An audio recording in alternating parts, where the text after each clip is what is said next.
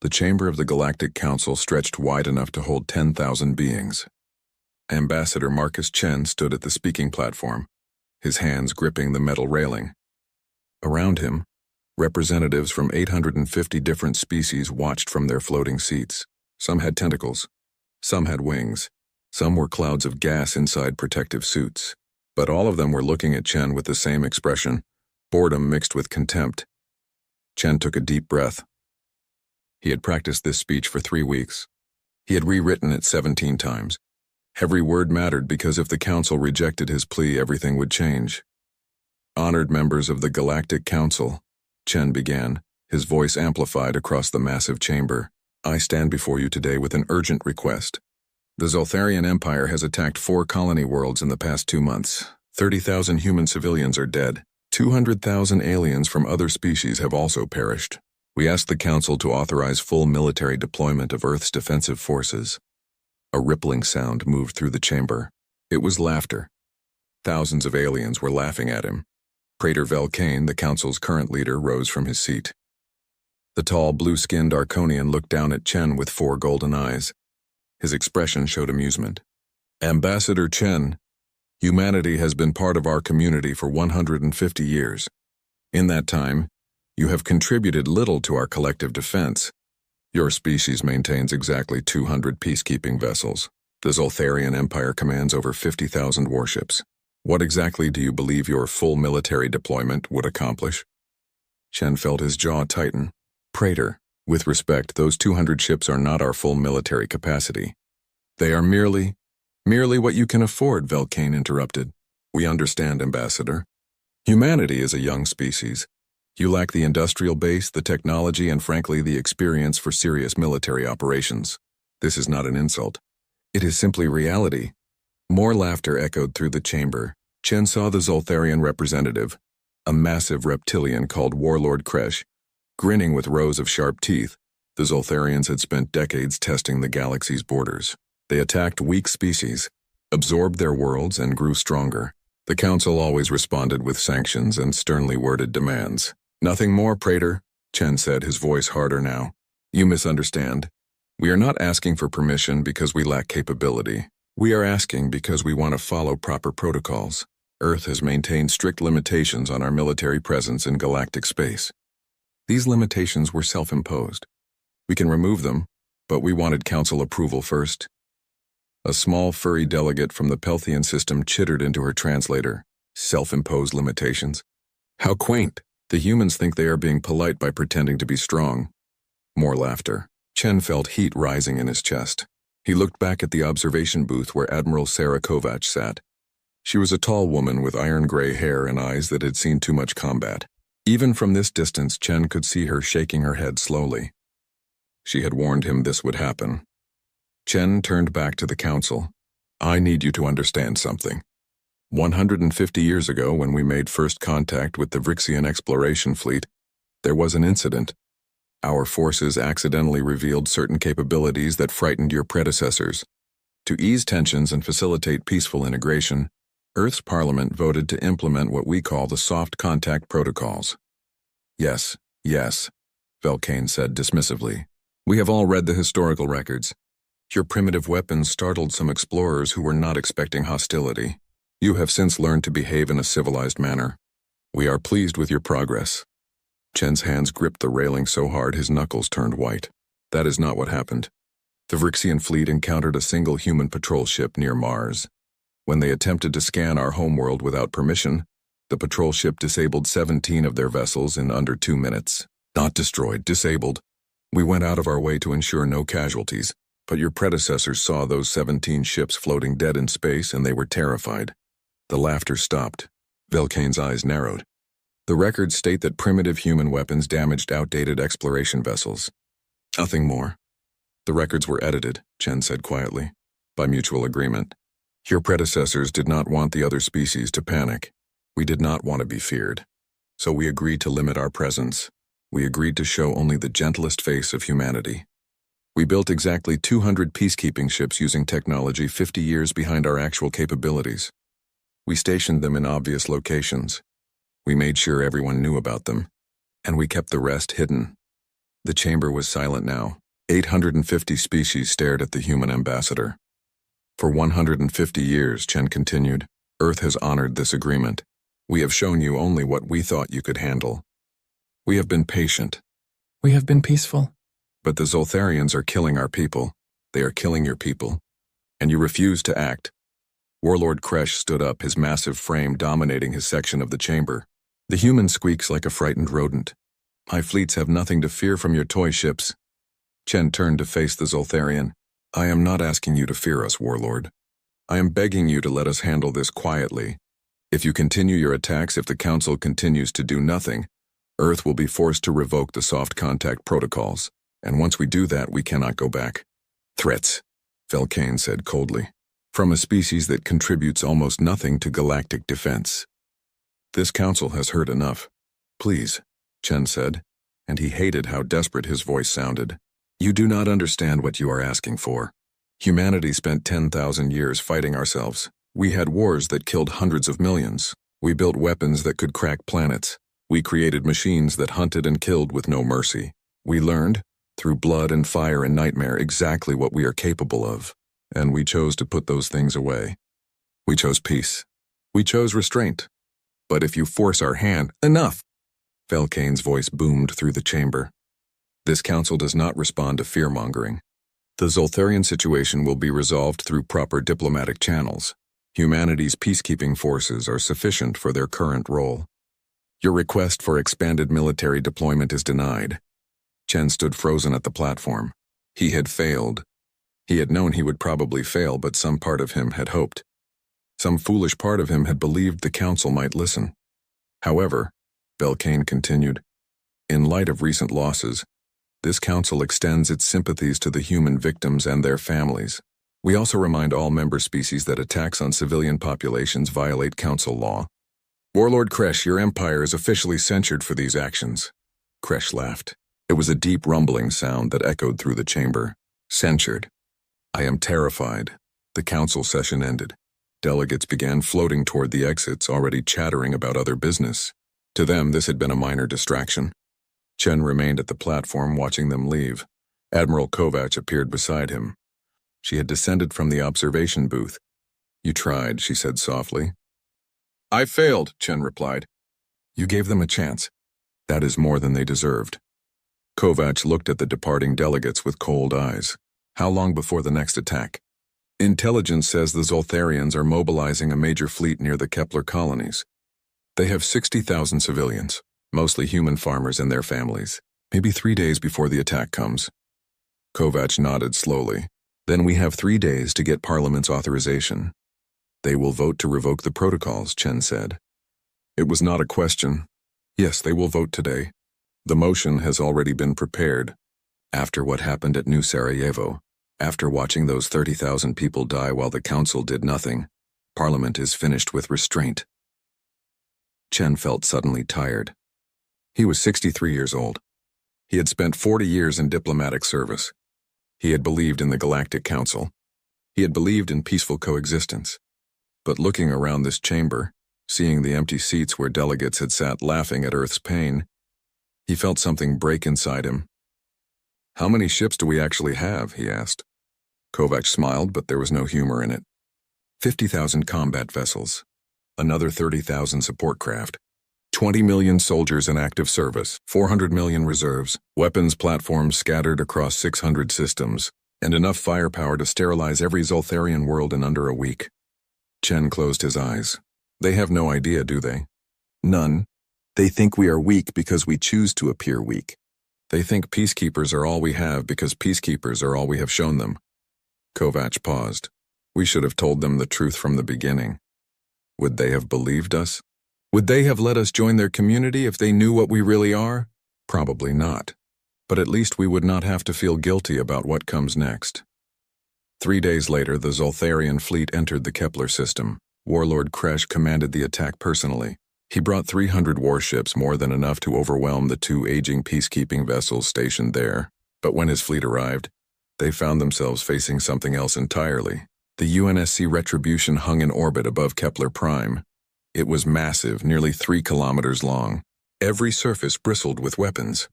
The Zoltharians had never seen anything like it. "What is that?" Kresh demanded. His tactical officer checked the readings twice. "According to our database, it is registered as Deep Space Mining Station 47. But Lord, those are not mining lasers. Those are..." The Retribution opened fire. What happened next took 4 minutes and 17 seconds. When it was over, 300 Zoltharian warships had been reduced to floating debris. Kresh's own flagship was the only vessel left intact, held in place by tractor beams it could not break. Admiral Kovacs appeared on every view screen in the dying ship. She looked at Kresh with cold, dead eyes. "Warlord Kresh, I am Admiral Sarah Kovacs of the United Nations Space Command. Earth has revoked the soft contact protocols. You wanted to see what humanity is really capable of. You are about to learn." Kresh stared at her in shock. "This is impossible.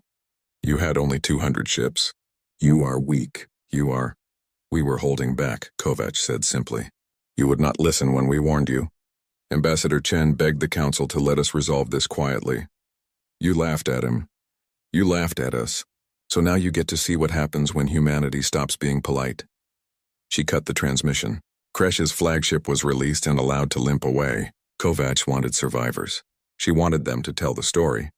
She wanted the galaxy to know what was coming. On Concordia Prime, in the halls of the Galactic Council, Praetor Velkane received the report. He watched the footage 3 times.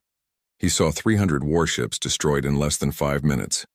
He saw the Retribution hanging in space like a monument to humanity's hidden power, and for the first time in his long career, Praetor Velkane felt afraid.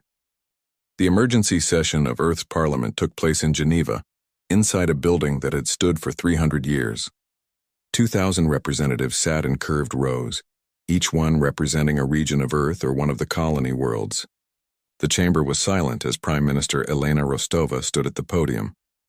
"The motion before us is simple," she said, her voice steady despite the weight of what she was proposing. "We vote to formally revoke the soft contact protocols established in the year 2197. If this motion passes, humanity will no longer hide its true military capabilities from the Galactic Council. We will respond to the Zoltharian threat with our full strength." Representative Jackson from the North American Union stood up. He was an old man, nearly 90, and he had been in Parliament during the last major war scare. "Prime Minister, I remember when these protocols were established. Our grandparents agreed to them because they feared the galaxy would turn against us if they knew the truth. Has that risk disappeared?" "No," Rostova admitted. "If anything, the risk is greater now. We have integrated into galactic society. We have trade partners, cultural exchanges, and millions of humans living on mixed-species worlds. If we reveal ourselves, there will be panic. Some species may turn hostile, but Representative Jackson, 30,000 of our people are dead. The Council refuses to act. The Zoltharians are mobilizing for another attack. What choice do we have?" A Martian representative named Yuki Tanaka raised her hand. "Can we not simply defend ourselves without making a grand announcement? Must we reveal everything?" Admiral Kovacs, standing beside the Prime Minister, answered that question. "Once we engage the Zoltharians with our real military, there will be no hiding it. Fleet movements will be detected. Weapon signatures will be analyzed. Within days, every species in the galaxy will know that humanity has been concealing our capabilities for a century and a half. The only question is whether we control the narrative or let others define it for us." The debate continued for 3 hours. Some representatives argued for restraint. Others demanded immediate action.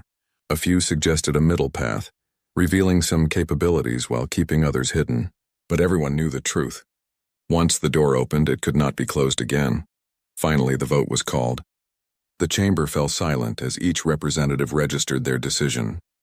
The results appeared on the massive display screen, 1847 in favor of revoking the protocols. 153 against. Prime Minister Rostova looked at the numbers for a long moment. Then she pressed the confirmation button. The motion passes. As of this moment, the soft contact protocols are revoked. Admiral Kovacs, you have full authorization to deploy our forces as you see fit. Kovacs saluted. Thank you, Madame Prime Minister. I will not waste this opportunity. Within hours, orders went out across human space. Ships that had been hidden for decades began moving into position. Weapons platforms came online. Soldiers received mobilization notices. The machinery of war, carefully maintained but never truly used, started turning. In orbit around Europa, one of Jupiter's moons, something that looked like an ice mining station began to change. Panels slid away, revealing missile batteries. The civilian station crew, who had spent years maintaining the cover story, finally dropped the pretense.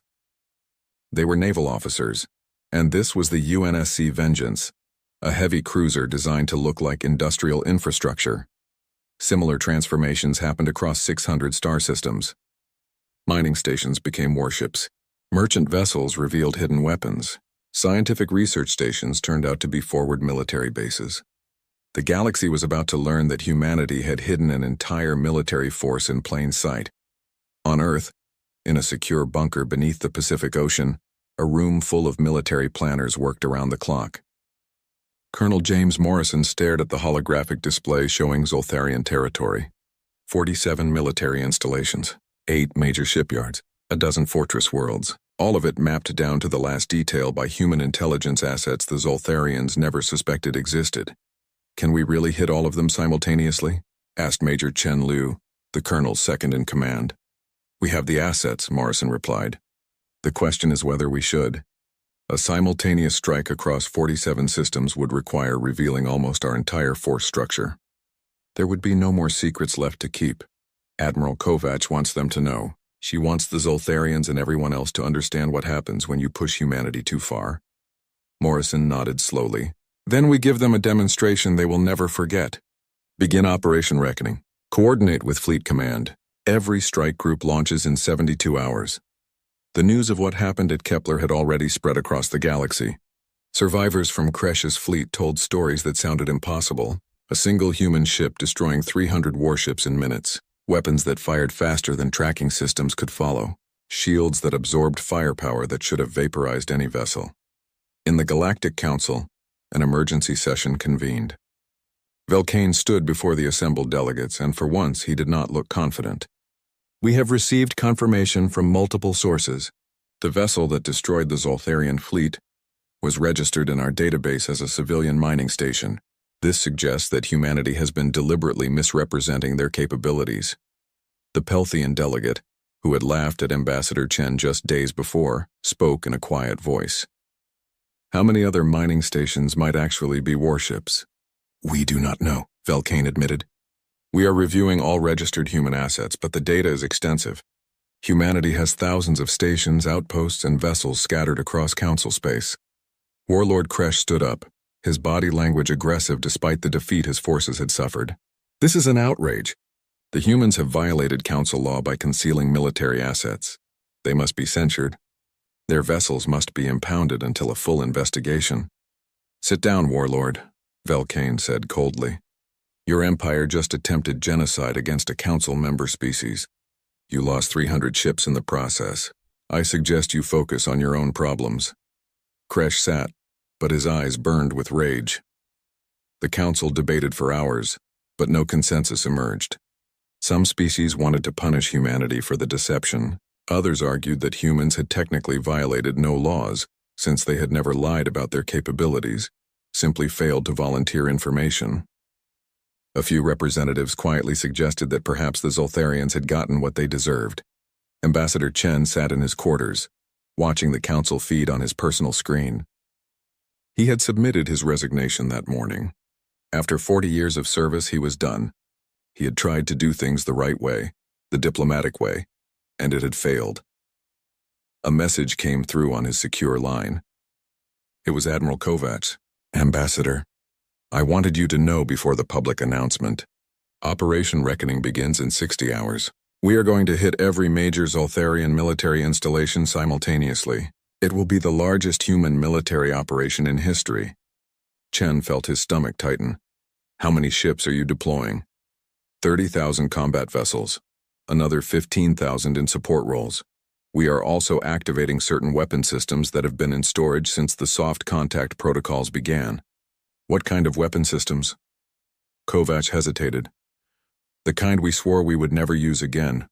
But Admiral Chen, they killed 30,000 of our people. They laughed at us when we begged for peace. I am not going to let them think humanity is weak." "When did I become Admiral Chen?" he asked quietly. "Your resignation was rejected." Earth needs experienced voices right now, even if you choose to retire after this is over. The President is offering you a position as senior advisor to the military command. No politics, no diplomacy, just making sure we do not go too far. Chen laughed bitterly. You want me to be humanity's conscience? I think we left our conscience behind when we let those protocols lapse. Someone needs to remember why we implemented them in the first place. Will you accept? Chen closed his eyes. He thought about the 30,000 dead. He thought about the council laughing at his warnings. He thought about his daughter, who lived on one of the colony worlds, and how close she had come to being one of the casualties. I accept, he said. But Admiral, I need you to promise me something. When this is over, when the Zoltharians are defeated, we put the restraints back on. We do not become the monsters we are capable of being. I promise, Kovac said. But first we have to make sure everyone understands why those restraints exist. 72 hours after the vote, Operation Reckoning began. Across Zoltharian space, human strike groups appeared simultaneously. They emerged from faster-than-light travel with perfect coordination, arriving at exactly the same moment across dozens of star systems. The Zoltharians had never seen such precise fleet movements. At the Kreshnar shipyards, the largest military production facility in the Empire, 6 human battleships appeared in orbit. The station's defensive fleet numbered 50 vessels. They launched immediately, confident in their numerical advantage. The human ships opened fire. Their weapons did not use conventional energy beams. Instead, they fired solid projectiles, massive slugs of metal accelerated to a fraction of light speed. When these projectiles hit Zoltharian shields, they punched through like paper. When they hit hulls, they tore ships apart. The battle lasted 9 minutes. All 50 Zoltharian vessels were destroyed. The shipyards, which could have been defended indefinitely behind their shields, watched helplessly as human boarding teams teleported directly through the defensive barriers. Within an hour, human soldiers controlled the entire facility. Similar scenes played out across Zoltharian territory. Fortress worlds that were supposed to be impregnable found their shields failing as human cyber warfare teams hacked through systems the Zoltharians thought were secure.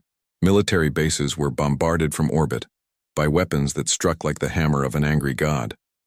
Zoltharian fleets, trying to respond to multiple crises at once, found themselves outmaneuvered by human ships that seemed to predict their every move. In the Imperial Palace on the Zoltharian homeworld, Emperor Thraxus watched the reports with growing horror. In a single day, humanity had crippled his empire's military infrastructure. 47 installations destroyed or captured, 8 shipyards in human hands, thousands of warships reduced to debris. His military advisor, General Vex, stood beside the Emperor's throne. Your Majesty, we must request a ceasefire. The humans are not fighting like any enemy we have faced before. They do not engage in honorable combat. They strike from nowhere, destroy everything, and disappear before we can respond. We still have the home fleet, Thraxus said. 20,000 ships protect this world. The humans cannot. An aide burst into the throne room. Your Majesty, human forces have been detected at the system's edge. They are broadcasting a message. Show me, Thraxus commanded. The main display activated. Admiral Sarah Kovac appeared standing on the bridge of her flagship. Behind her, through the viewports, hundreds of human warships were visible. Emperor Thraxus, Kovac said, her voice formal and cold. I am Admiral Sarah Kovac of the United Nations Space Command. 3 weeks ago, your forces attacked New Sarajevo Colony. You killed 30,000 human civilians, including children. You did this because you believed we were weak. You believed we would not fight back. Today, I am here to correct that misconception. Thraxus felt his blood run cold. How did you get past our perimeter defenses? Kovac smiled, and it was not a pleasant expression. Emperor, we have been mapping your defenses for 50 years. We have agents inside your military. We have compromised your communication networks. We know everything about your empire, because we have been watching you since the day you took the throne. We knew you would attack us eventually. We were prepared. What do you want? Thraxus asked. Unconditional surrender. Immediate withdrawal from all occupied territories. War crimes trials for everyone involved in ordering attacks on civilian populations. And reparations for every human life your empire has taken. Kovac leaned forward. You have 6 hours to respond. If you refuse, we will demonstrate what humanity is truly capable of. And Emperor, I promise you do not want that demonstration. The transmission ended. Thraxus looked at General Vex. Can we win? Vex hesitated. Your Majesty, in 3 weeks the humans have destroyed half our military infrastructure. They have done this while suffering minimal casualties. Our intelligence estimates they have deployed less than half their total forces. If these estimates are accurate and they continue attacking at this pace, the Empire will collapse within months. We are Zoltharians, Thraxus roared. We do not surrender. But even as he said the words, he knew they were false. The Zoltharian Empire had built its power by attacking weaker species. They had never faced an enemy that could fight back like this. The 6-hour deadline passed without a response from Emperor Thraxus. Admiral Kovac had expected this. Pride was a powerful thing, and the Zoltharians had built their entire culture around the idea that they were superior warriors. They could not comprehend surrender, so humanity provided the demonstration Kovac had promised. The UNSC Absolute Zero, a vessel that had never appeared in any galactic database, entered the Zoltharian home system. It was smaller than a standard battleship, shaped like a dagger, and it moved with unnatural speed. The home fleet, 20,000 strong, moved to intercept. Colonel Anna Petrov commanded the Absolute Zero. She had served in the Deep Black, the secret military programs that even most humans did not know existed. Her crew numbered only 50, but every one of them was a specialist in their field. All ships, this is Colonel Petrov, she broadcast on an open channel that every Zoltharian vessel could hear. What you are about to witness is called a Reckoning-class weapons test. Emperor Thraxus refused to surrender. He chose this demonstration. Remember that when you tell the story. The Absolute Zero stopped moving. It hung in space alone, facing 20,000 enemy warships. Petrov entered a series of commands. Deploy the Ravagers. From the Absolute Zero's hull, 1,000 small objects launched. They were each about the size of a basketball, smooth and black without any visible engines or weapons. They drifted away from the ship, spreading out into a cloud. The Zoltharian fleet opened fire. Energy beams and missiles filled the space around the Absolute Zero. Shields absorbed the first wave, then the second. But even the best shields could not hold forever against 20,000 ships. It did not matter. The Ravagers activated. Each sphere split open, revealing internal mechanisms that hurt to look at directly. They began moving, accelerating faster than any ship could track. Within seconds, they reached the nearest Zoltharian vessels. What happened next was difficult to watch. The Ravagers did not explode. They did not fire weapons. Instead, they attached themselves to Zoltharian hulls and began disassembling the ships at a molecular level. Metal, ceramic, composite materials. Everything was broken down into base components. The Ravagers consumed matter and used it to build more Ravagers. The process was exponential. 1 Ravager became 2. 2 became 4. 4 became 8. Within 3 minutes, the first Zoltharian battleship had been completely disassembled. The cloud of Ravagers, now numbering in the millions, moved to the next target. Admiral Kresh, commanding the home fleet from his flagship, watched in horror. Fire everything. Destroy those machines! But conventional weapons were useless. The Ravagers were too small, too fast, and too numerous. Every Zoltharian ship they touched was reduced to its component atoms within minutes. The crew never even had time to evacuate. All ships, retreat, Kresh ordered. Fall back to the planet, too late. The Ravagers had already spread throughout the fleet. Ships trying to escape found their engines failing as the machines consumed critical systems. Emergency pods launched and the Ravagers let them go. This weapon was designed to destroy ships, not kill people. That somehow made it more terrifying. In 4 hours, the entire home fleet ceased to exist. 20,000 warships became nothing but floating clouds of separated molecules. The Ravagers, their task complete, shut down and drifted harmlessly in space. They were designed with a kill switch that activated once they ran out of targets. Humanity had learned from old mistakes about creating self-replicating weapons. Colonel Petrov broadcast again. Emperor Thraxus, you now understand what humanity is capable of. We could deploy Ravagers across every Zoltharian world. We could reduce your entire civilization to atoms within a week. We choose not to do this because we are not monsters. But make no mistake, we could. Will you surrender now? On the surface of the Zoltharian homeworld, Emperor Thraxus sat on his throne and wept. General Vex stood beside him, his own eyes wide with shock. Your Majesty, we have no choice. The humans have weapons we cannot fight. If we continue, they will destroy us all. We were supposed to be the conquerors, Thraxus said quietly. We were supposed to be strong. Strength means knowing when to surrender, Vex replied. Your Majesty, our people are still alive. Our worlds are intact. If we surrender now, we can survive. If we continue fighting, humanity will erase us from existence. Thraxus closed his eyes. He thought about his ancestors, the great warriors who had built the Zoltharian Empire. What would they think of an emperor who surrendered without fighting to the last soldier?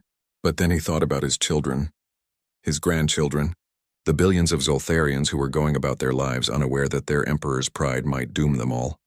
Send the surrender, he said. Unconditional. We accept all of humanity's terms.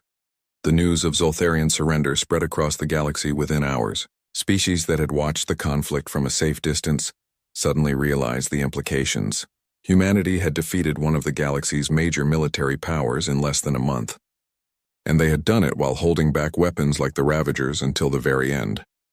On Concordia Prime, Praetor Velcane called an emergency council session. Every delegate attended. The chamber that had been half empty during Chen's plea was now packed to capacity. Members of the council, Velcane began, his voice strained. We face an unprecedented situation. Humanity has revealed military capabilities far beyond what we understood. They have defeated the Zoltharian Empire in 28 days. Their weapons technology surpasses our own by what appears to be centuries. We must address this. Ambassador Chen, who had accepted his new role as senior advisor, stood at the human delegation's position. He looked different than he had a month ago. The desperation was gone, so was the diplomatic softness. What remained was a cold, hard authority. Praetor Velcane, Chen said. I believe I warned you this would happen. Velcane's four eyes focused on the human. Ambassador Chen, the Council acknowledges that humanity's warnings were not taken seriously. However, your species has now revealed that it has been concealing its true nature for over a century. This deception was necessary, Chen interrupted. When we made first contact, we accidentally demonstrated our weapons to the Vrixian explorers. Do you know what happened next, Praetor? Your predecessors nearly went to war with us out of fear. They saw 17 disabled ships and concluded that humanity was a threat to galactic peace. So we made a choice. We hid our capabilities. We appeared weak and harmless. We integrated into your society by pretending to be something we were not. A delegate from the Vrixian Commonwealth stood up. She was an elderly female with silver scales. I remember those days. I was a junior officer on one of the ships that encountered the human patrol. What we saw was terrifying. The human vessel moved faster than our sensors could track. It fired weapons that passed through our shields as if they did not exist. When our fleet was disabled, we expected death. Instead, the humans sent a message. We apologize for startling you. Please wait for medical assistance. They were apologizing while our fleet floated helplessly in space. She looked around the chamber. I spent my entire career believing humans were weak because they showed us weakness. Now I understand. They were not weak. They were merciful. There is a difference. The Pelthian delegate, the same one who had mocked Chen, spoke in a small voice. What do humans want from us now? Chen looked at her. The same thing we have always wanted. Peace. Cooperation. To be part of this galactic community. But on our terms, not yours. We will not hide anymore. We will not pretend to be helpless while species like the Zoltharians attack us. If that makes you uncomfortable, we understand. But this is who we are. Warlord Kresh, whose military had been destroyed by human forces, stood up. His voice was bitter. You speak of peace while your weapons disassemble ships at the molecular level. You speak of cooperation while your fleets blockade our worlds. You are tyrants wearing a mask of civility. Admiral Kovac, standing behind Chen, stepped forward. Warlord Kresh, you attacked civilian colonies. You killed children. You laughed when we begged you to stop. Every weapon we have used, every ship we have deployed, has been in response to your aggression. We did not start this war, you did. We are simply finishing it. The Council should have protected us. Kresh roared. You are supposed to maintain peace. The Council did nothing, Kovac said coldly. We asked for help. We followed proper procedures. We tried diplomacy. You ignored all of it. So we protected ourselves. If that makes us tyrants, so be it. But our people are still alive, which is more than I can say for the 30,000 you murdered. The chamber erupted into argument. Some species supported humanity's actions. Others condemned them. A few called for sanctions or even military intervention to contain the human threat. Velcane let the debate continue for nearly an hour. Finally, he raised his hand for silence. The Council will now vote on a resolution. All species are asked to support a formal investigation into humanity's concealed military assets, with possible sanctions if violations of Council law are found. All in favor? Chen watched the voting display. 300 species voted in favor. That was concerning. But then the opposition count appeared. 550 species voted against the resolution. Velcane looked stunned. The resolution fails. A delegate from the Therian Collective, a species known for their military expertise, stood up. Praetor Velcane, I voted against your resolution, and I will explain why. Humanity did not violate any council laws. They registered their ships according to regulations. They paid their fees. They participated in peacekeeping operations. They simply did not volunteer information about their full capabilities. That is not illegal. That is prudent. Another delegate agreed. Furthermore, the Zoltharians attacked first. Humanity responded in self-defense. Their response was overwhelming, yes, but legally justified. I will not vote to punish a species for being better at war than we expected. Velcane realized he was losing control of the situation. What about the Ravagers? Those weapons are clearly designed for mass destruction. They should be banned under Council regulations regarding weapons of mass destruction. Chen smiled, and there was no warmth in it. Praetor, the Ravagers do not kill anyone. They disassemble ships while allowing crew to evacuate. According to your own laws, they are less destructive than conventional weapons because they minimize casualties. Would you like us to use more lethal weapons instead? The Praetor had no answer for that. Over the following weeks, the structure of galactic politics shifted. Species that had once dismissed humanity now approached them with respect and sometimes fear. Trade agreements were renegotiated. Defense pacts were proposed. Several smaller species requested that human peacekeeping forces be stationed in their territories as protection against larger, aggressive neighbors. The Zoltharian Empire began the process of dismantling its military infrastructure under human supervision. Trials were scheduled for Emperor Thraxus and the military leaders who had ordered attacks on civilian populations. The occupied worlds were released, their populations finally free after decades of oppression. But not everyone was happy with the new order. Praetor Velcane watched his influence erode as the Council fractured into pro-human and anti-human factions. He had led the Council for 20 years, maintaining a careful balance of power. Now that balance was gone. In his private chambers, Velcane met with a dozen other delegates.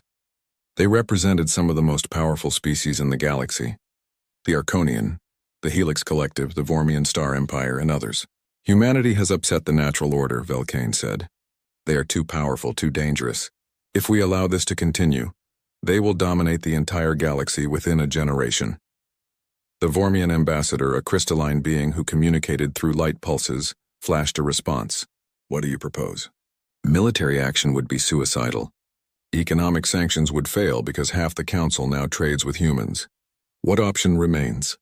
Velcane looked at each delegate in turn. We form a coalition. 12 species with legitimate concerns about human expansion. We do not attack them directly. We cannot win that fight, but we can contain them. We can limit their influence. We can make sure they understand that power has consequences. The meeting continued late into the night cycle. Plans were made. Resources were allocated. Messages were sent to military commands across 12 different species. None of them realized that every word of their conversation was being recorded by a human intelligence agent who had infiltrated the Praetor's staff 3 years earlier. Humanity had not spent 150 years hiding in the shadows, without learning how to gather information. When Admiral Kovac received the intelligence report, she read it twice. Then she called Admiral Chen, who was still serving as senior advisor despite his desire to retire. Chen, we have a problem. Velcane is organizing a coalition against us. 12 species. They are calling it a police action to contain human expansion. Chen felt tired. How large are their combined forces? 8,000 ships. Maybe 12,000 if they mobilize reserves. They are planning to establish a blockade around human space, preventing us from expanding further. Can we defeat them? Kovacs laughed without humor. Chen, we could defeat them in a week. That is not the problem. The problem is what it would mean. If we destroy another coalition, we will become the villains of galactic history. Every species will fear us. We will be isolated, hated, and alone. Chen was quiet for a long moment. Then we give them what they want. Let them establish their blockade. Let them feel like they're containing us. And then we demonstrate one final time what happens when people push humanity too far. You have a plan? I have an idea. But Admiral, you are not going to like it. The coalition fleet assembled at the edge of human space 3 months after the Zoltharian surrender. 12 species had contributed ships, creating an armada of 8,000 vessels. It was an impressive display of unity. The largest multi-species military force assembled since the Council's founding. Praetor Velcane commanded the coalition from his personal flagship, the Eternal Vigilance. Around him, holographic displays showed the positions of every ship in the fleet. The humans had made no aggressive moves since learning about the coalition. Instead, they had withdrawn their forces deeper into their own territory, abandoning several border stations without explanation. They are afraid, the Vormian ambassador said, her crystalline form pulsing with satisfaction. The great human war machine retreats before a unified galactic front. Admiral Kesh, a tactical officer from the Helix Collective, was less certain. Or they are luring us into a trap. Everything we know about human military doctrine suggests they excel at ambush tactics and asymmetric warfare. This withdrawal may be strategic. Then we will be cautious, Velcane replied. We establish a perimeter. We do not enter human territory. We simply contain them. Eventually they will accept our terms or their economy will collapse from isolation. The coalition fleet moved into position, creating a blockade line that stretched across 20 star systems. It was a solid defensive formation, designed to repel any human assault. Each ship maintained sensor contact with its neighbors. Supply lines were established. The coalition was prepared for a long siege. For 2 weeks, nothing happened. Human ships occasionally approached the blockade, scanned it from a distance, and retreated. No communication attempts, no threats. Just quiet observation. Velcane found this unnerving. He had expected rage, demands, or at least some attempt at negotiation. Instead, the humans were silent. On Earth, in the same Pacific Ocean bunker where Operation Reckoning had been planned, Admiral Kovacs stood before a holographic map of the galaxy. Admiral Chen stood beside her, along with 50 senior military officers. The coalition has established their blockade, Kovacs said. They believe they have contained us. It is time to show them why humanity does not fear containment. Colonel Morrison stepped forward. Admiral, the assets are in position. We have spent 3 months preparing for this. But I must ask one more time, are we certain this is the right approach? What we are about to do will change everything, Chen answered instead of Kovacs. Colonel, humanity made a mistake 150 years ago. We hid our true capabilities because we feared rejection. That fear led to misunderstanding. That misunderstanding led to the Zoltharian attack. 30,000 people died because we were not honest about what we are. I will not make that mistake again. If the galaxy fears us, so be it, but they will fear us while understanding exactly why they should be afraid. Kovacs nodded. Begin Operation Revelation. Across human space, carefully positioned assets activated. These were not warships. They were something far more significant. At Proxima Centauri, the star system closest to Earth, a structure that had been orbiting the Sun for 70 years, suddenly became visible. It was massive, nearly 1,000 kilometers in diameter, shaped like a ring. Energy readings spiked as fusion reactors came online. Similar structures appeared in 17 other human systems. They had always been there, hidden by advanced stealth technology that bent light around them. Now they revealed themselves to any species with sensors capable of long-range detection. In the coalition fleet, alarm klaxons began sounding. Sensor officers stared at their displays in shock. Praetor, we are detecting massive energy signatures from inside human territory. The power outputs are incredible. Each one is generating more energy than an entire star system. What are they? Velcane demanded. Unknown. But Praetor, the energy signatures match theoretical designs for stellar-scale construction platforms. They are shipyards, but not like any we have seen before. If our estimates are correct, each one could construct a battleship in less than a day. Velcane felt cold fear settling into his chest. How many? 18 confirmed. Possibly more we have not detected yet. The Vormian ambassador's light pulses became erratic. This is impossible. Technology like that should take centuries to develop. How long have they had these facilities? According to the energy decay patterns, some of them have been active for nearly a century, the sensor officer replied. Before Velcane could respond, another report came in. Praetor, we are detecting fleet movements. Thousands of ships are emerging from human territory. Prepare for combat, Velcane ordered, but the human ships did not attack. Instead, they took up positions behind the Coalition blockade, effectively surrounding the Coalition fleet. Within an hour, the situation had reversed. The Coalition, which had believed it was containing humanity, was now trapped between human forces. Admiral Kovac broadcast on an open channel. Her image appeared on every Coalition ship. Praetor Velcane, I am Admiral Sarah Kovac. Your Coalition fleet is currently surrounded by 52,000 human warships. We have weapons locked on every vessel in your formation, but we are not here to fight, Velcane found his voice. Then why this display of force? Because you need to understand something, Kovac said. When Ambassador Chen stood before the Galactic Council and warned that humanity was holding back, he was telling the truth. But he was not talking about just our military. We have been holding back our entire civilization.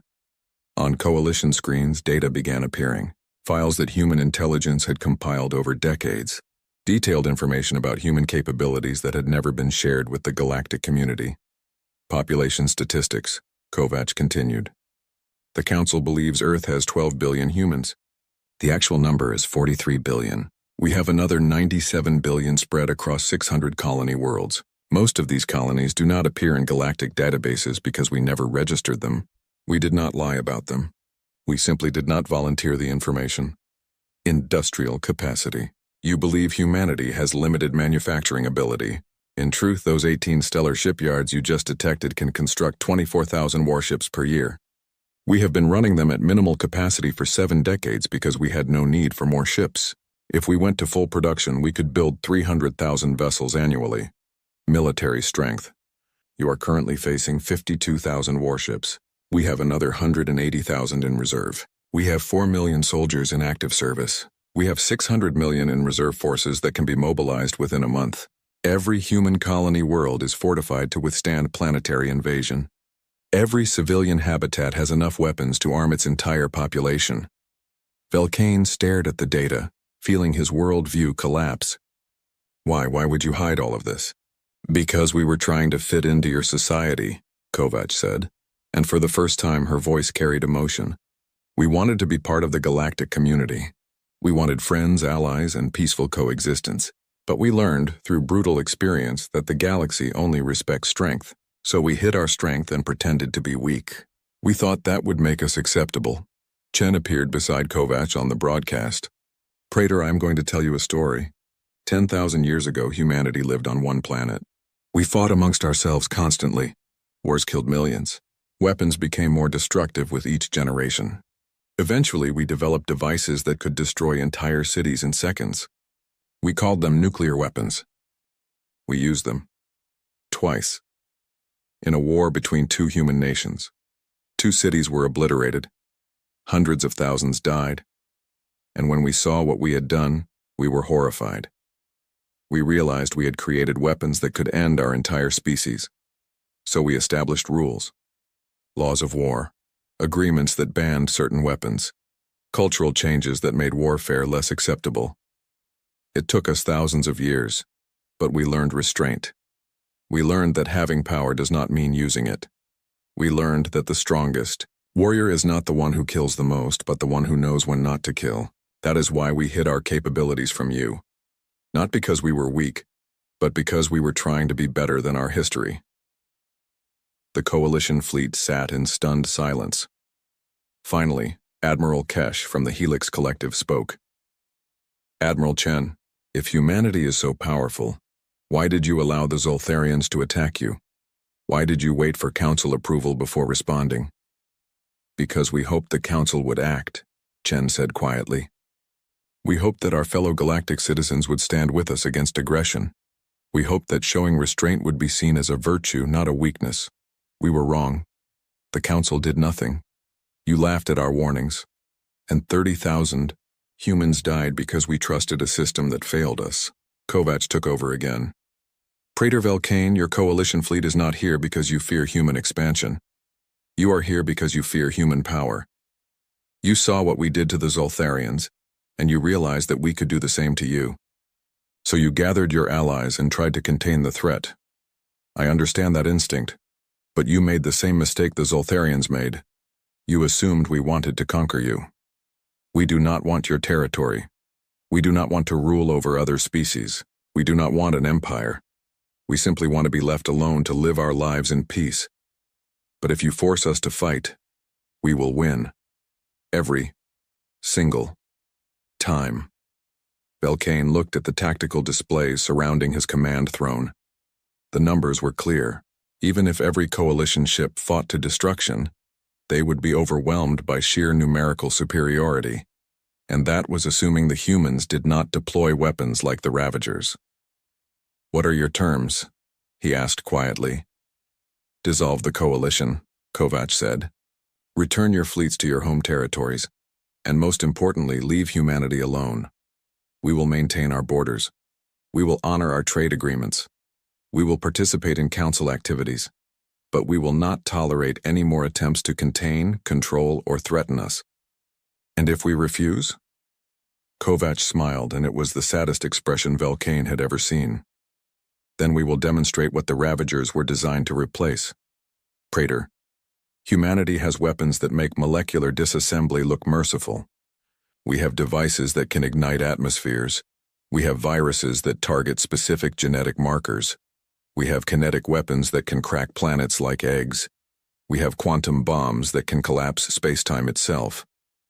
We built all of these things during our wars with ourselves. We swore we would never use them again. We locked them away in vaults that require unanimous human approval to open. But if you force our hand, if you threaten our existence, we will use every weapon we have ever created. And Praetor, I promise you do not want that. In his private chambers on the Eternal Vigilance, Velcane sat alone. His 4 eyes stared at a data pad showing the full scope of human capabilities. The numbers were staggering. The implications were terrifying. A message appeared on his personal screen. It was from Admiral Chen. Praetor, I know what you are thinking. You are wondering if this is a bluff, if humanity is exaggerating to intimidate you. So I am going to show you something that will prove we are not. The screen changed to display historical footage. It was old, the image quality poor, but the content was clear. A human city existed in one frame. In the next frame, there was only a flash of light. In the third frame, the city was gone, replaced by a mushroom-shaped cloud rising kilometers into the sky. That was Hiroshima, Chen's voice said over the footage. The year was 1945 by human reckoning. We had just developed nuclear weapons. That single bomb killed 80,000 people instantly. Another 60,000 died slowly from radiation. It was one of 2 cities we destroyed that year. More footage appeared. Different cities, different bombs, but all showing the same horrific power.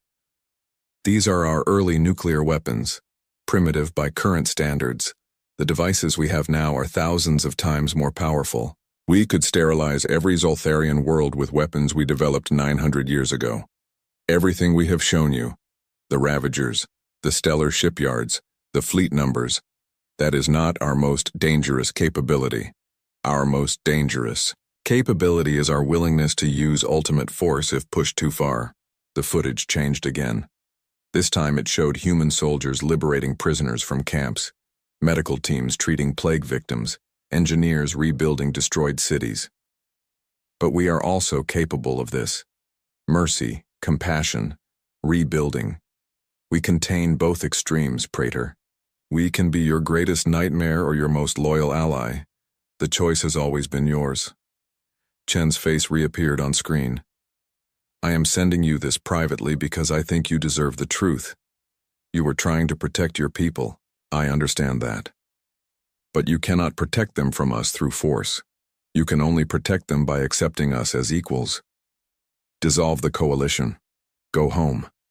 Tell the Council that humanity is not a threat to be contained. We are simply a species that knows how to defend itself. Velcane watched the message 3 times. Then he made his decision. The coalition dissolved within 48 hours. Ships returned to their home territories. Praetor Velcane addressed the Galactic Council, admitting that the coalition had made a mistake. He did not go into details about what humanity had revealed, but his tone made it clear that resistance was futile. Some species protested. A few called Velcane a coward. But most of the Council simply felt relief that the situation had not escalated into open warfare. 6 months had passed since the coalition dissolved. The galaxy had settled into an uneasy new normal. Humanity remained part of the Galactic Council, but their relationship with other species had fundamentally changed. Where there had once been casual dismissal, now there was cautious respect. Where there had been mockery, now there was silence. On Concordia Prime, the council chambers felt different. When Ambassador Chen entered for the monthly session, delegates made room for him. Some nodded respectfully, others avoided eye contact. The Pelthian delegate, who had once laughed at his warnings, now greeted him with genuine courtesy. Chen took his position in the human section. Admiral Kovac stood beside him, wearing her full military uniform. The council had requested that human military leadership attend sessions now, a recognition that humanity's voice carried weight beyond simple diplomacy. Praetor Velcane called the session to order. He looked older than he had 6 months ago. The 4 golden eyes that had once radiated confidence now showed exhaustion. This council recognizes Ambassador Chen of humanity. He is requested to address us on an important matter. Chen stood and walked to the central platform. He had rehearsed this speech carefully, but now that the moment had arrived, he wondered if words would be enough. Members of the council, he began. 6 months ago, humanity revealed its true capabilities to the galaxy. We showed you our military strength, our industrial capacity, and our weapons technology. Many of you were frightened by what you saw. Some of you still are. I understand that fear. Today I want to address it directly. The chamber was silent. 850 species waited to hear what the human would say. Fear is not an unreasonable response to power, Chen continued. But I want to explain why humanity chose to hide that power for so long, and why we are choosing to be honest about it now. A holographic display activated behind Chen. It showed Earth as it had appeared 10,000 years ago. Before spaceflight, before electricity, before civilization as the Council would recognize it. This was my homeworld long ago. Humans lived in small tribes. We fought over resources, territory, and survival. As we grew more numerous, our wars grew larger. We developed tools, then weapons of mass destruction. We killed each other by the millions. Our entire history is written in blood. The display changed, showing images from human history. Battlefields, bombed cities, concentration camps. Footage that made several delegates look away. We did terrible things to each other, things that haunt us even now. We created weapons that could end our species. We built systems of oppression that treated our own kind as less than human. We committed genocides, launched world wars, and came within minutes of destroying our entire civilization multiple times. Chen paused, letting the images speak for themselves. But eventually we learned. Not quickly, not easily. But we learned that strength without restraint leads to destruction. We learned that the most powerful weapons are the ones you never use. We learned that true civilization is measured not by your capacity for violence, but by your capacity for mercy. The display changed again, showing human achievements. Hospitals, schools, ships carrying relief supplies to disaster zones, human and alien workers building together on colony worlds. When we encountered the Vrixian exploration fleet 150 years ago, we made a choice. We could reveal ourselves as we truly were, a species with a long history of warfare and weapons that frightened even us. Or we could show you only our peaceful face and hope that would be enough. We chose peace. We chose to hide our capabilities because we did not want to be feared. We wanted to be accepted. A Vrixian delegate stood up. It was the same elderly female who had defended humanity during the earlier emergency session. Ambassador Chen, speaking as someone who witnessed first contact, I want to say that your people did show restraint that day. When our fleet was disabled, you could have destroyed us. Instead, you sent medical assistance. That choice shaped how my species views humanity. Chen nodded gratefully. Thank you, Ambassador. But our restraint came with a cost. By appearing weak, we invited aggression. The Zoltharians attacked us because they thought we could not fight back. 30,000 humans died because we had hidden our true strength. That is why we chose to reveal ourselves. Not to threaten anyone, but to ensure that no one would make the Zoltharians' mistake again. Praetor Velcane spoke. Ambassador Chen, humanity has made its point. The galaxy now understands that you are not to be trifled with, but many species wonder what comes next. Will humanity seek to expand its influence? Will you use your power to dominate the Council? No, Chen said simply. Humanity wants what we have always wanted. Peace, prosperity, the chance to explore the universe and learn from other species. We do not want an empire. We have seen where that path leads. Our own history is full of empires that rose and fell, each one leaving mountains of dead behind them. We learned that lesson. We do not need to repeat it. Then why maintain such a large military? Asked a delegate from the Vormian Star Empire. If you truly seek peace, why do you need hundreds of thousands of warships? Admiral Kovac stepped forward to answer that question. Because peace is not the natural state of the universe. It is something that must be actively maintained. Humanity learned that lesson the hard way. We tried disarmament once after one of our world wars. We reduced our militaries, destroyed our weapons, and believed that would prevent future conflicts. It did not. Aggressive nations simply rearmed while peaceful ones were left defenseless. So we learned a different lesson. We learned that peace comes from strength. Not the strength to conquer, but the strength to defend. Our military exists to protect human lives and to ensure that what happened at New Sarajevo never happens again. We do not want to use it, but we will if necessary. The debate continued for hours. Some delegates expressed continued concerns about human power. Others argued that humanity had shown remarkable restraint considering their capabilities. A few suggested that perhaps other species should follow humanity's example and invest more in self-defense. Finally, as the session was drawing to a close, Chen raised his hand for one final statement. There is one more thing I need to say. Praetor Velcane, please approach. Velcane looked surprised, but he descended from his position and stood beside Chen at the central platform. Praetor, Chen said, 6 months ago you organized a coalition to contain humanity. You believed we were a threat. You were wrong, but your intentions were not malicious. You were trying to protect the species under Council protection. I understand that, and I want to thank you. Velcane's 4 eyes widened. Thank me? For attempting to blockade your territory?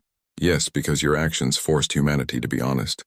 We had been hiding in the shadows for 150 years, lying through omission about what we are. Your coalition made us reveal the truth, and while that truth is frightening, it is also liberating. We no longer have to pretend to be something we are not. Chen extended his hand in the human gesture of reconciliation. I propose that we start over. No more secrets. No more deception. Humanity will be honest about our capabilities, and we ask that other species accept us as we truly are.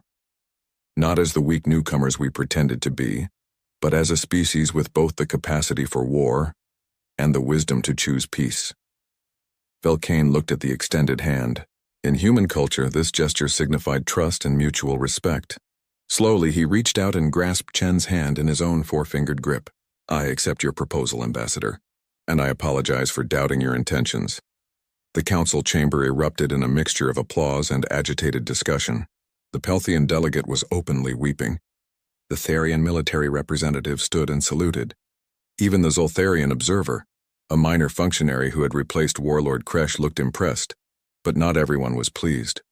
A delegate from the Nexian cluster, a species known for their isolationist policies, stood up. This is all very touching, but it does not address the fundamental problem. Humanity is too powerful. One species should not have the capacity to threaten the entire galaxy. You are right, Kovac said, surprising everyone. One species should not have that much power. But the universe does not care about should. We have this power because we spent 10,000 years developing it. We cannot unmake that history. What we can do is use our power responsibly. How can we trust that you will? The Nexian demanded. Because we are implementing new protocols, Chen replied. Effective immediately, humanity is reinstating modified soft contact protocols. We will not hide our capabilities, but we will limit their deployment. Our stellar shipyards will operate at minimal capacity. Our reserve forces will remain in reserve. Our most destructive weapons will remain locked away under the same restrictions that have governed them for centuries. The difference, Kovac added, is that now everyone knows they exist. If another species attacks humanity or our allies, we will respond with overwhelming force. But if left in peace, we will remain peaceful. Think of it as deterrence through honest disclosure. Velcane considered this. You are proposing a new framework for galactic security. One where species are honest about their capabilities but choose restraint. This is different from the Council's traditional approach of collective security. Your traditional approach failed, Chen said bluntly. The Zoltharians attacked us while under Council protection, and the Council did nothing. 30,000 humans died because we relied on a system that could not protect us. We will never make that mistake again. We will protect ourselves, but we will also honor our commitments to the Council and to peaceful coexistence. The session ended with no formal vote, but with an understanding. Humanity would remain part of the galactic community, but on new terms. They would be honest about their power while exercising restraint in its use.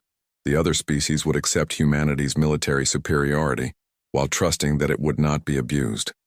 It was not a perfect solution, but it was a workable one. 3 months later, something unexpected happened. A new species made first contact with the Galactic Council.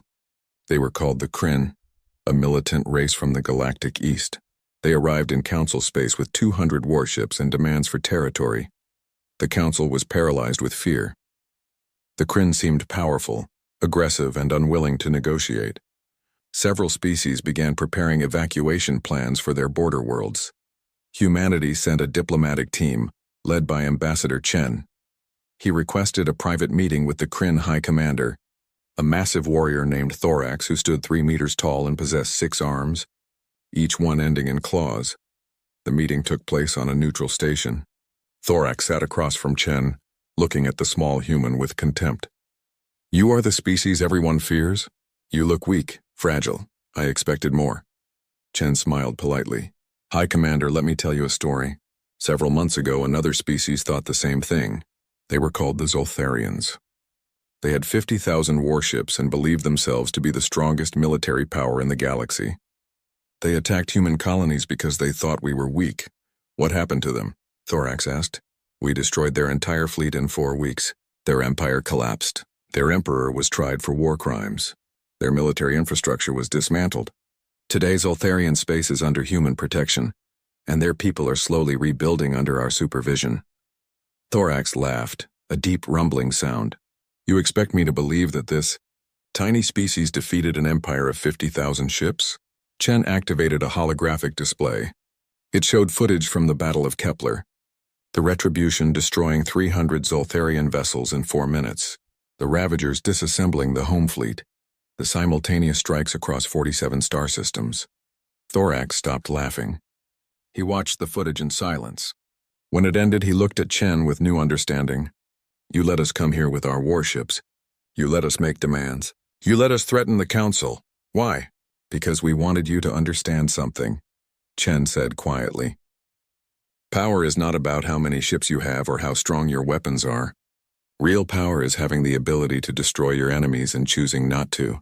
The Zoltharians learned that lesson the hard way. I am offering you the chance to learn it the easy way. What do you want from us? Join the Galactic Council. Follow the rules. Trade with us. Share your culture and learn from ours. Become part of the community. But if you choose violence, if you attack any council member, humanity will respond. And High Commander, I promise you do not want that response. Thorax was quiet for a long time.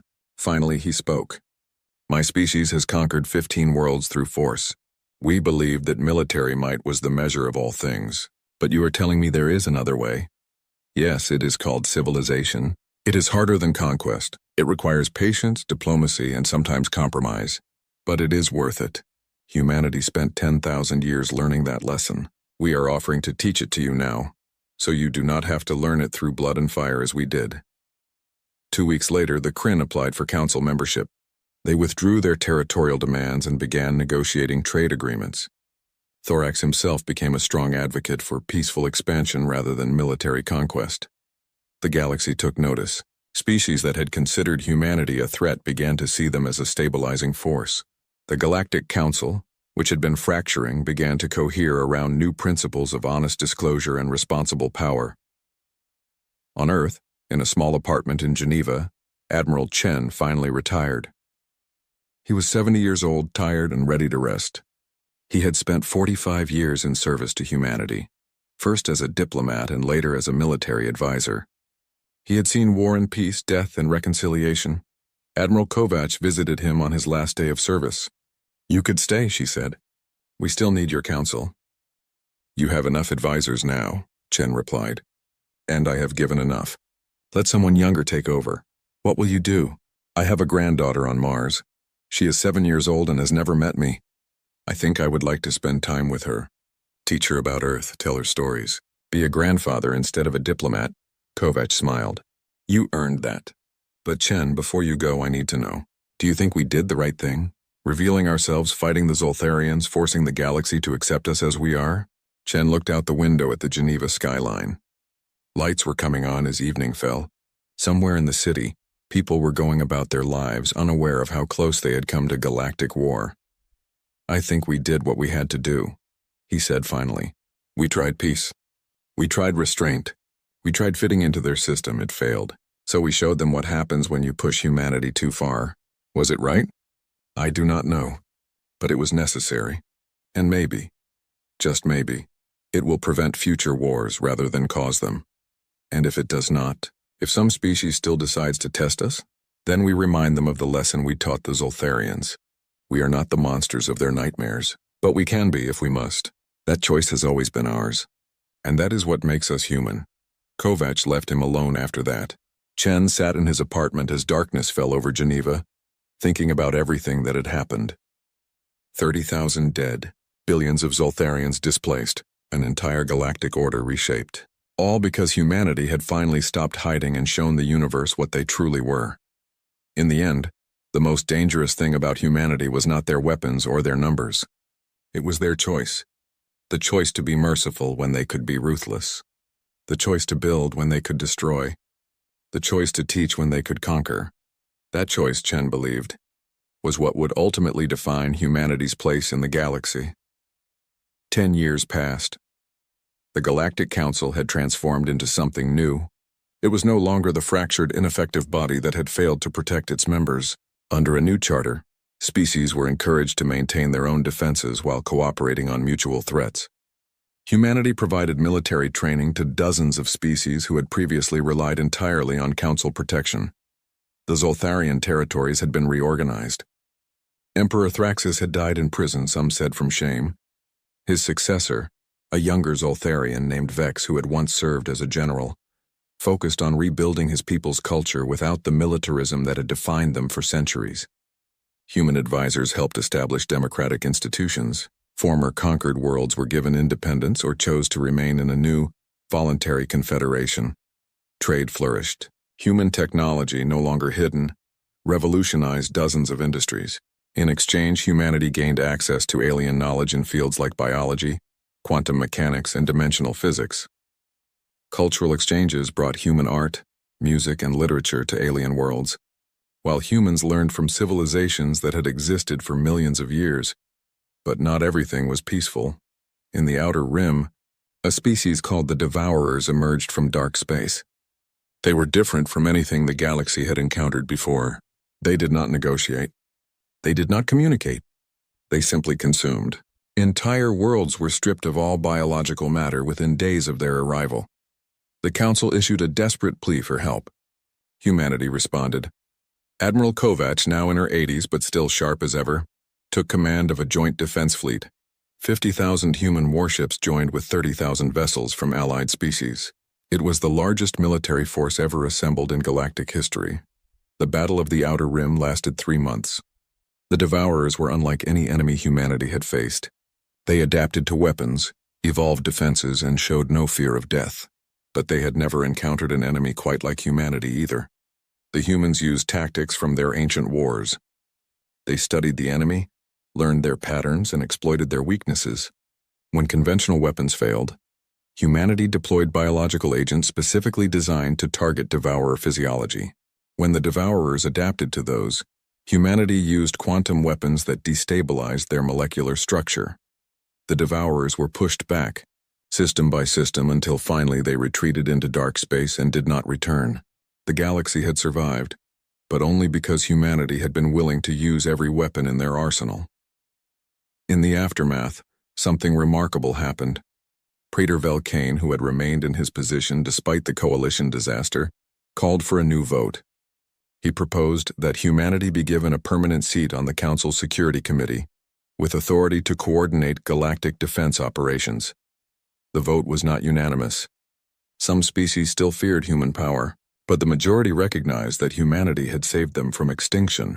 The motion passed with 743 votes in favor. Ambassador Maria Santos, who had replaced Chen after his retirement, accepted the position with a speech that echoed her predecessor's warnings. Humanity accepts this responsibility, but we do so with full awareness of what it means. We will defend the galaxy against external threats. We will train your forces and share our technology, but we will not become the galaxy's rulers. We will not impose our values on unwilling species. We remain partners, not masters. On Mars, former Ambassador Chen watched the ceremony with his granddaughter beside him. Eliana was 17 now, studying xenobiology at the university. She had grown up in a galaxy where humanity was respected and feared in equal measure. "Grandpa," she asked, "do you think we did the right thing? Becoming so powerful that everyone depends on us?" Chen considered the question carefully. "I think we did the only thing we could do. Humanity tried being weak. That did not protect us. We tried hiding our strength. That invited attack. So we chose to be honest about what we are. And yes, that makes others depend on us. But it also gives us the responsibility to live up to their trust. But what if we fail?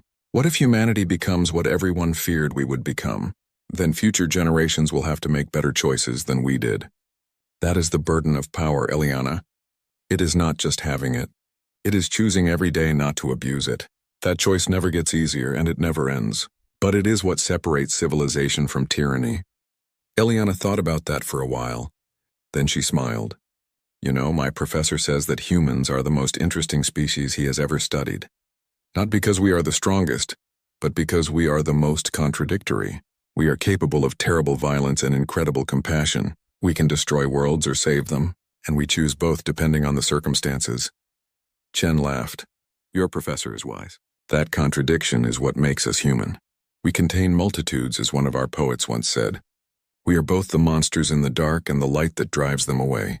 Understanding that duality is the key to understanding humanity."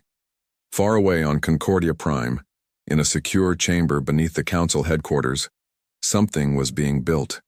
It was a memorial, designed by artists from 100 different species. At its center stood a holographic display showing the names of every being who had died in the conflicts of the past decade. 30,000 humans from New Sarajevo, 4 billion Zoltharians who had died in the war and its aftermath, 2 million soldiers from various species who had fallen fighting the devourers, countless others whose names were lost but whose sacrifice was remembered. Ambassador Santos stood before the memorial during its dedication ceremony. Representatives from every council species attended. Even Warlord Kresh, released from prison after serving his sentence, stood in the crowd. He was a broken figure now, his pride shattered, but he had insisted on attending. "This memorial," Santos said, "represents both our failure and our hope. It reminds us that power without wisdom leads to tragedy, that fear without understanding breeds conflict, that strength without mercy creates only death. Humanity learned these lessons through terrible experience. We paid for our wisdom with mountains of dead. We built our civilization on the ashes of our mistakes, and we swore we would never forget the cost. But we also learned something else. We learned that those who survive tragedy have a responsibility to prevent it from happening again. That those who have known war must be the strongest advocates for peace. That those who possess the power to destroy must be the first to choose creation." She gestured to the memorial. "Every name here represents a choice. The choice to fight when fighting was necessary. The choice to die protecting others.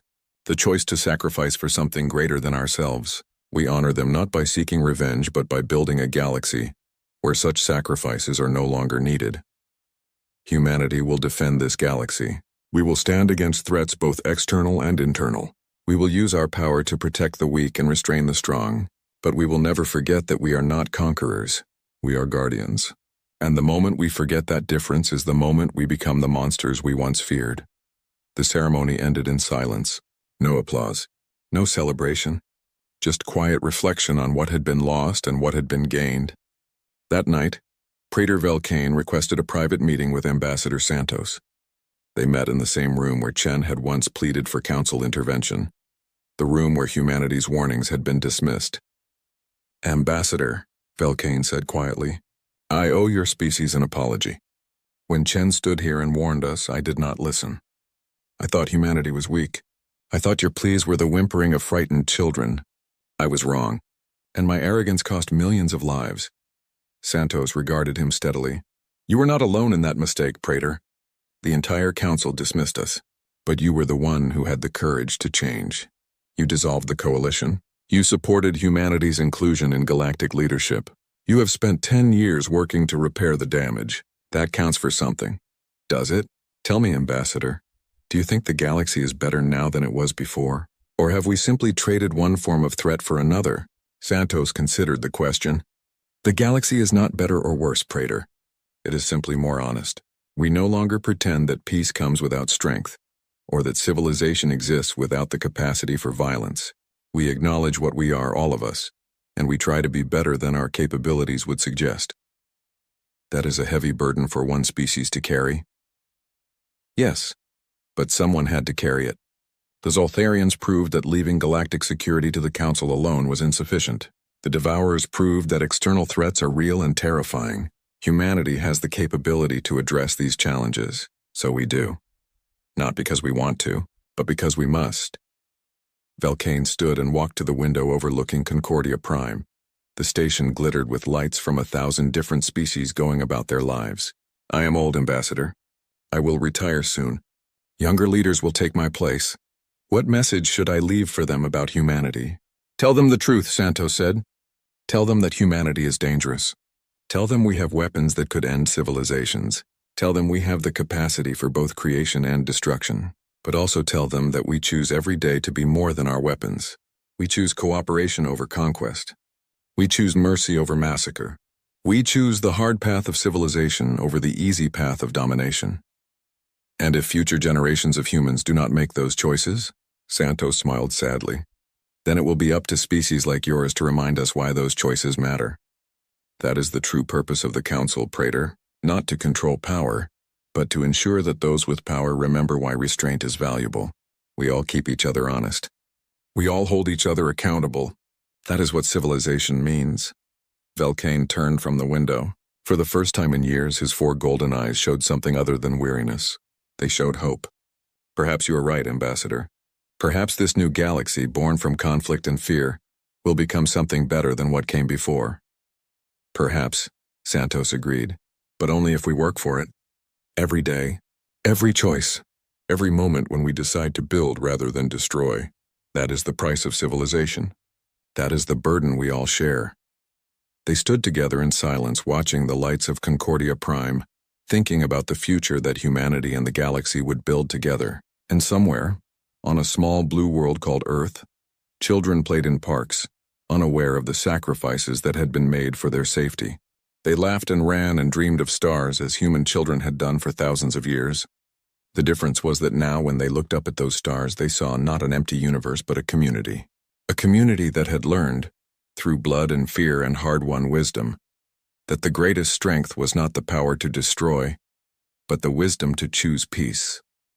That was humanity's gift to the galaxy, not their weapons or their ships or their vast military might, but the lesson they had learned through 10,000 years of warfare, that true power lies in restraint, and that the strongest warrior is the one who knows when not to fight. It was a lesson the galaxy would never forget, and it was a lesson humanity would spend the rest of its existence trying to live up to. One choice at a time, one day at a time, forever walking the line between the monsters they could be and the guardians they chose to become, Eliana thought about that for a while. Then she smiled. You know, my professor says that humans are the most interesting species he has ever studied. Not because we are the strongest, but because we are the most contradictory. We are capable of terrible violence and incredible compassion. We can destroy worlds or save them, and we choose both depending on the circumstances. Chen laughed. Your professor is wise. That contradiction is what makes us human. We contain multitudes, as one of our poets once said. We are both the monsters in the dark and the light that drives them away. Understanding that duality is the key to understanding humanity. Far away on Concordia Prime, in a secure chamber beneath the council headquarters, something was being built. It was a memorial, designed by artists from 100 different species. At its center stood a holographic display showing the names of every being who had died in the conflicts of the past decade. 30,000 humans from New Sarajevo, 4 billion Zoltharians who had died in the war and its aftermath, 2 million soldiers from various species who had fallen fighting the Devourers, countless others whose names were lost but whose sacrifice was remembered. Ambassador Santos stood before the memorial during its dedication ceremony. Representatives from every council species attended. Even Warlord Kresh, released from prison after serving his sentence, stood in the crowd. He was a broken figure now, his pride shattered, but he had insisted on attending. This memorial, Santos said, represents both our failure and our hope. It reminds us that power without wisdom leads to tragedy, that fear without understanding breeds conflict, that strength without mercy creates only death. Humanity learned these lessons through terrible experience. We paid for our wisdom with mountains of dead. We built our civilization on the ashes of our mistakes, and we swore we would never forget the cost. But we also learned something else. We learned that those who survive tragedy have a responsibility to prevent it from happening again. That those who have known war must be the strongest advocates for peace. That those who possess the power to destroy must be the first to choose creation. She gestured to the memorial. Every name here represents a choice. The choice to fight when fighting was necessary. The choice to die protecting others. The choice to sacrifice for something greater than ourselves. We honor them not by seeking revenge, but by building a galaxy where such sacrifices are no longer needed. Humanity will defend this galaxy. We will stand against threats both external and internal. We will use our power to protect the weak and restrain the strong, but we will never forget that we are not conquerors. We are guardians. And the moment we forget that difference is the moment we become the monsters we once feared.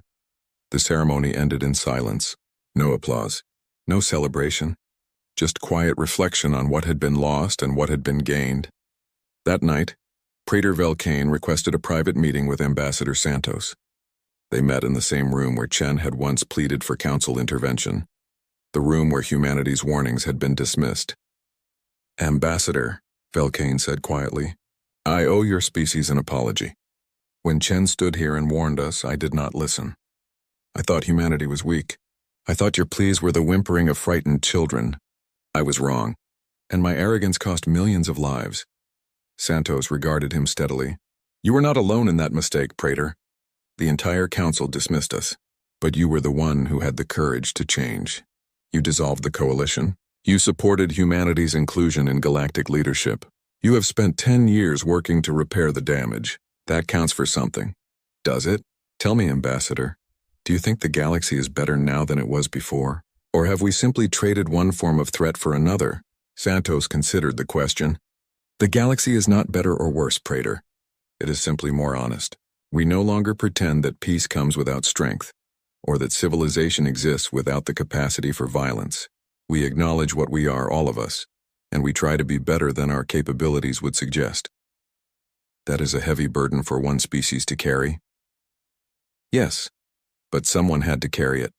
The Zoltharians proved that leaving galactic security to the Council alone was insufficient. The Devourers proved that external threats are real and terrifying. Humanity has the capability to address these challenges, so we do. Not because we want to, but because we must. Velkane stood and walked to the window overlooking Concordia Prime. The station glittered with lights from 1,000 different species going about their lives. I am old, Ambassador. I will retire soon. Younger leaders will take my place. What message should I leave for them about humanity? Tell them the truth, Santos said. Tell them that humanity is dangerous. Tell them we have weapons that could end civilizations. Tell them we have the capacity for both creation and destruction, but also tell them that we choose every day to be more than our weapons. We choose cooperation over conquest. We choose mercy over massacre. We choose the hard path of civilization over the easy path of domination.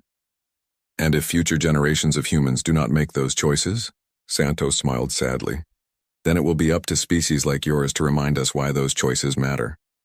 That is the true purpose of the Council, Praetor, not to control power, but to ensure that those with power remember why restraint is valuable. We all keep each other honest. We all hold each other accountable. That is what civilization means. Velcane turned from the window. For the first time in years, his 4 golden eyes showed something other than weariness. They showed hope. Perhaps you are right, Ambassador. Perhaps this new galaxy, born from conflict and fear, will become something better than what came before. Perhaps, Santos agreed, but only if we work for it. Every day, every choice, every moment when we decide to build rather than destroy. That is the price of civilization. That is the burden we all share. They stood together in silence, watching the lights of Concordia Prime, thinking about the future that humanity and the galaxy would build together. And somewhere, on a small blue world called Earth, children played in parks, unaware of the sacrifices that had been made for their safety. They laughed and ran and dreamed of stars as human children had done for thousands of years. The difference was that now when they looked up at those stars, they saw not an empty universe but a community. A community that had learned, through blood and fear and hard-won wisdom, that the greatest strength was not the power to destroy, but the wisdom to choose peace. That was humanity's gift to the galaxy, not their weapons or their ships or their vast military might, but the lesson they had learned through 10,000 years of warfare, that true power lies in restraint, and that the strongest warrior is the one who knows when not to fight. It was a lesson the galaxy would never forget, and it was a lesson humanity would spend the rest of its existence trying to live up to. One choice at a time, one day at a time, forever walking the line between the monsters they could be and the guardians they chose to become,